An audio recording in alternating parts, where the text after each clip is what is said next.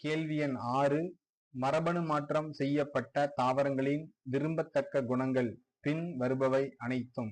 இதை தவிர: 1. வறட்சியை அதிகம் தாங்கும் பயிர்கள். 2. மேம்படுத்தப்பட்ட ஊட்டச்சத்து மதிப்பு.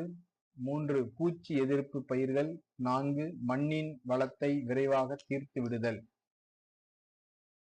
சரியான பதில் 4. மண்ணின் வளத்தை விரைவாக தீர்த்து விடுதல். கேள்வி எண் 7. மரபணு பொறியியல் மூலம் இன்சுலின் உற்பத்திக்கு எது பயன்படுத்தப்படுகிறது? 1. ரைசோபியம். 2.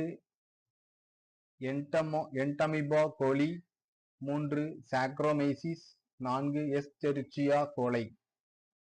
சரியான பதில் 4. எஸ்செரிச்சியா கோலை.